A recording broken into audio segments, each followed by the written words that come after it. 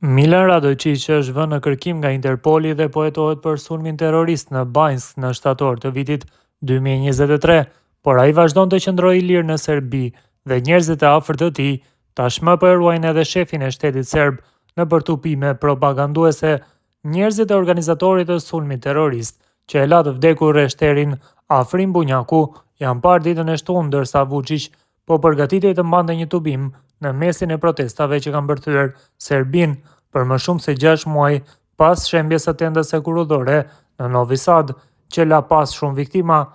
Këta janë të ashtuquajturit mjekra, njerëzit e Milan Radojicit. Dje ata ishin në Nish dhe po bënin sigurimin e Vučićit, nuk i beson më policisë dhe ushtrisë, prandaj krijoi Chatland dhe prandaj drejton grupe informale e kriminale në të gjitha ato vende ku pritet të jenë të pranishëm mbi 100 persona, ka shkruar në një postim në platformën X, kryetari i Këshillit Euroatlantik të Serbisë, Dragan Shormaz.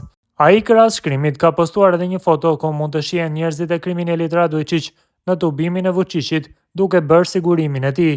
Ndërkohë vetë Vučić ka postuar në rrjetet sociale një foto me këngëtarin popullor dhe kontradiktor Ako Lukas dhe ka shtuar edhe një përshkrim: Ako Lukas po pi supë, kam përgatitur një përparse për të ngrënë kebab. Fotoja është surreale, po bëhemi gati për pas ditën e Nishit, ka shkruar Vučići. Në foto ai dhe Lukas janë ulur në një tavolinë në një restorant dhe pranë Vučićit është një përparse e mbështjellë. Më shumë se 4.000 njerëz e pëlqyen postimin e tij. Me këtë rast, studentët e Fakultetit të Shkencave Organizative, të cilët ishin në izolim, shkruajtën në X, duke i dërguar një mesazh të ashpër presidentit të Serbisë.